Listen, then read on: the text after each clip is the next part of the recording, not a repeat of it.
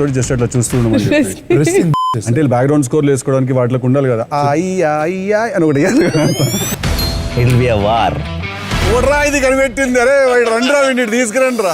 దేశంలో పులులకి సింహాలకి చెట్లకి పుట్లకి లెక్కలు ఉన్నాయి కానీ బీసీలకు మాత్రం ఎందుకు లెక్కలు లేవని మేము సూటిగా ప్రశ్నిస్తా ఉన్నాం. ఖచ్చితంగా జనాభా గణంలో కులగణన చేసి తీరాలి. చెయ్యకపోవడానికి కారణం ఏంటో కూడా చంద్రబాబు నాయుడు గారు సమాధానం చెప్పాలి. పక్క రాష్ట్రంలో తెలంగాణలో చేస్తూ ఉన్నారు కదా, మరి ఆంధ్రప్రదేశ్లో ఎందుకు చేపట్టారు? బీసీ లెక్కలతో పాటు మరి అన్ని వర్గాల లెక్కలు తెలుస్తాయి కదా, ఎస్సీ ఎస్టీ ముస్లిం కాపు అగ్రవర్ణాలు అందరి లెక్కలు తెలుస్తాయి. మరి ఆ లెక్కలు తెలియజేయడానికి ఆంధ్రప్రదేశ్ ప్రభుత్వానికి ఉన్నటువంటి ఇబ్బంది ఏంటో కూడా మరి ప్రభుత్వంలో ఉండేటువంటి అందరూ కూడా ప్రజలకు సమాధానం చెప్పాలి.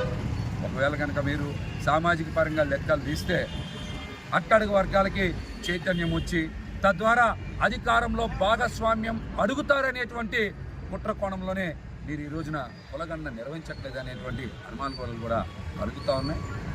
దీంతో పాటు మరి స్థానిక సంస్థల ఎన్నికల్లో 33% రిజర్వేషన్లు అమలు చేయాలన్న కూడా కులగణన చాలా అవసరం. కాబట్టి చంద్రబాబు నాయుడు గారు కూడా మరి ఆ మాట చెప్పారు, ఖచ్చితంగా నేను బీసీలకి 33% రిజర్వేషన్లు స్థానిక సంస్థల ఎన్నికల్లో వచ్చేలా చేస్తానన్నారు. మీరు వచ్చేలా చేయాలంటే ఖచ్చితంగా కులగణన నిర్వహించి తీరాలి. కాబట్టి మీరు ఆ అంశానికి కట్టుబడి రాష్ట్రంలో కులగణన చేపట్టాలనేటువంటి డిమాండ్ని చేస్తా. మరి గత ప్రభుత్వంలో జగన్మోహన్ రెడ్డి గారు మనం చూసాం, 139 బీసీ కులాలకి 56 కార్పొరేషన్లు ఏర్పాటు చేశారు. మరి కూటమి ప్రభుత్వం అధికారంలోకి వచ్చాక 56 కార్పొరేషన్లల్లో 15కో 16కో పరిమితమైంది. మిగతా 40 కార్పొరేషన్లు మీరు ఎందుకు ఏర్పాటు చేయట్లా? జగన్మోహన్ రెడ్డి గారిని అనేక సందర్భాల్లో విమర్శించారు కదా. అంతకుముందు 2014 నుంచి 19 వరకు తెలుగుదేశం పార్టీ ప్రభుత్వంలో కేవలం 14 బీసీ ఉపకులాల కార్పొరేషన్లు ఉన్నాయి. జగన్మోహన్ రెడ్డి గారు 56 చేశారు. మరి 56ని మళ్ళీ మీరు 15 చేయడం ఏంటి? మీరు కూడా జగన్మోహన్ రెడ్డి గారి కన్నా మిన్నగా చేయాలంటే 56ని 139 బీసీ ఉపకులాల కార్పొరేషన్లు చేయాలి. అవి కూడా చేయకుండా ఉన్న 56లో 40 ఎత్తేస్తే ఇది బీసీ ఉపకులాల్ని మోసం చేసినట్టు కాదా? దీనికి కూడా వారు సమాధానం చెప్పాలి. అదేవిధంగా అనేక సందర్భాల్లో చెప్పారు, ఆదరణ పథకం పెడతాం, విదేశీ విద్యా పథకం పెడతాం, హాస్టళ్ళకి మెరుగైన వసతులు కల్పిస్తామని. అధికారంలోకి వచ్చి 6 నెలలు అయింది, ఇంతవరకు ఆదరణ పథకం గురించి మాట్లాడరు, విదేశీ విద్య గురించి మాట్లాడరు, స్టడీ సర్కిల్స్ గురించి ఎందుకు మాట్లాడలేదని కూటమి ప్రభుత్వాన్ని సూటిగా ప్రశ్నిస్తూ ఉన్నాం.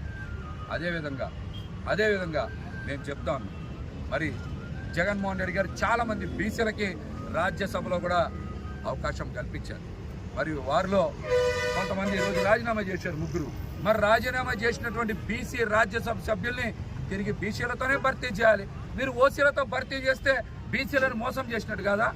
దీనికి కూడా చంద్రబాబు నాయుడు గారు సమాధానం చెప్పాలి. మీరు గతంలో స్లోగన్ ఇచ్చారు కదా, జనాభాలో సగం తెలుగుదేశంతో మనమని బీసీల గురించి మాట్లాడరు. ఆ నినాదం ఈరోజు ఎక్కడికి పోయింది? రాజ్యసభ సభ్యులు రాజీనామా చేస్తే ఆ బీసీలను తిరిగి ఎవరితో భర్తీ చేయాలి? మీరు బీసీలతోనే భర్తీ చేయాలి. జగన్మోహన్ రెడ్డి గారికి మిన్నగా మీరు బీసీలకి చేశామని నిరూపించుకోవాలంటే జగన్మోహన్ రెడ్డి గారు 4గురికి ఇస్తే మీరు 5గురికి ఇవ్వాలి. ఆయన 20,000 కోట్లు ఇస్తే మీరు 30,000 కోట్లు ఇవ్వాలి. ఆయన 56 కార్పొరేషన్లు పెడితే మీరు 139 కార్పొరేషన్లు పెట్టాలి. కానీ అంతకన్నా తగ్గిస్తే మీరు బీసీల ద్రోహులు అవుతారా అవరా అనేది కూడా ప్రజలకు అర్థమవుతుంది. కాబట్టి ఈ అంశం మీద ఖచ్చితంగా చంద్రబాబు నాయుడు గారు సమాధానం చెప్పాలి. చివరిగా చంద్రబాబు నాయుడు గారు సామాజిక మోసం కూడా చేశారు.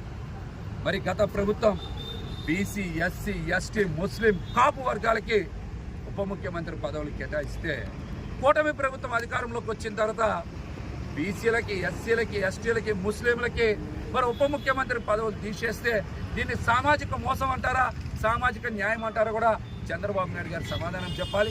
ఈ వర్గాలు కూడా గ్రహించాలి. కూటమి ప్రభుత్వం అధికారంలోకి వచ్చిన తర్వాత చేసినటువంటి మోసాన్ని కూడా గ్రహించాలి. అదేవిధంగా బీసీ వర్గాలకు కానీ అందరు కూడా ఒకటే విజ్ఞప్తి చేస్తూ ఉన్నాం, చరిత్రలో అడుక్కునే వాళ్ళకి బానిసలకి స్థానం ఉండదు. చరిత్ర మీరు అడుక్కున్నంత కాలం, మీరు యాచించినంత కాలం మీకు చరిత్రలో స్థానం ఉండదు. ఖచ్చితంగా కుల గణన నిర్వహించాలనేటువంటి డిమాండ్ రాష్ట్ర వ్యాప్తంగా అందరూ కూడా చెయ్యాలి. దాని గురించి కూడా మేము ప్రణాళిక వేస్తూ ఉన్నాం. డిసెంబర్ నెలలో భారీ నిరసన కూడా ఏర్పాటు చేస్తామని తెలియజేస్తాం.